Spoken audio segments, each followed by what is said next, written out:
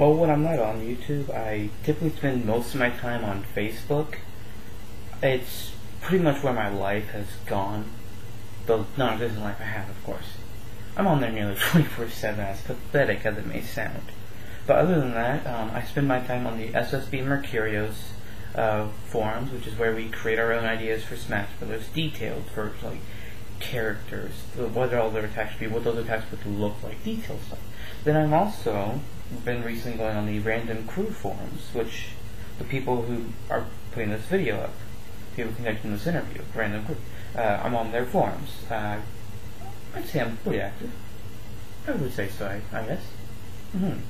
Other than that, though, I'm also doing college for game programming. I'm currently down in Texas right now at DeVry University, learning how to make games. Well, okay, technically not right now because it's not one of my classes I'm taking right now, but, well, that's the course I'm going into. Let's see, other than that, I like reading gaming webcomics such as 2P Start, Control, Delete, Dueling Analogs. I think there's no, but I can't remember it right now. I frequent the Stack Smash website, which is the group of people who they create different textures for characters, shapes, and such for Smash Bros. Brawl. They made Marth look like Kefka Palazzo from Final Fantasy VI. They did an amazing job. I believe at one point they made Lucas look like the Joker from Batman. Another amazing job. The guys are good. Other than that, though, not a whole lot I do. I play games, yes I do. I play Nintendo stuff like Mario and such, and I'm really big on Final Fantasy. One of the things that people, they try to compete with me on, and they usually fail, is comparing their knowledge of Final Fantasy or Mario or other things in Nintendo, trying to see which one of us knows more. I usually win. My knowledge is unending, so to speak. Another thing, which I'm kind of using that knowledge for, hopefully, is a fanfiction I'm in the process of writing. I've got chapter 3 done. It's called Xantok's Illusion, where essentially the gaming world and the real world have collided into one. Partially. Not completely, because only the villains, Master Hand, and maybe a few select heroes I haven't decided yet, leaked into the real world. And of course, villains in the real world, what's their first thought going to be? Where am I, first of all? Second of all, how am I going to take this place over for myself? And so, of course, some of the villains, they band together and trying to take over the world.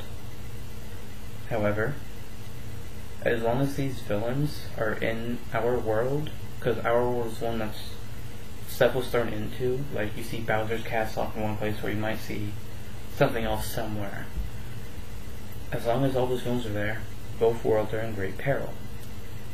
And if they aren't gone in a certain time limit, I don't know when it's going to be yet or how it's all going to happen, both the real world and the gaming world, they're gone. Poof. Just like that. They'll be destroyed utterly and undeniably. The villains don't know this, of course. Maybe they'll find out at the end. I don't think I'm going to do that. But, you know, things like that, it always has to happen.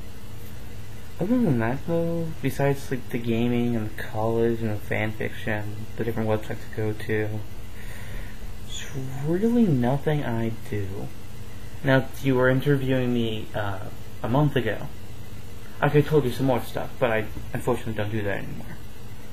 Due to me being 8 hours away from where I used to do that, which I'm not necessarily happy about, but I guess I have to deal.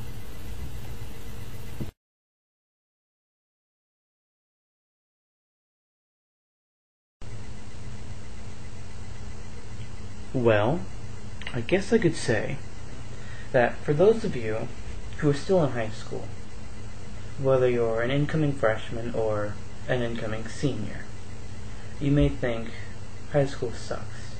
This sucks, that sucks. This is boring, people don't like me, people think I should do this and that when I really don't want to, and they're trying to pressure me into doing things. A couple things. The first one is, do what you want to do, not what others want you to do. Right? I mean, if you're doing what you want to do, shouldn't that make you happier? I would think so. That's what I always did. But see, if you're constantly listening to what others tell you to do, they'll say, "Hey man, do this, it'll make it cool." Yeah, it may make you cool with some people. But what about the friends you currently have?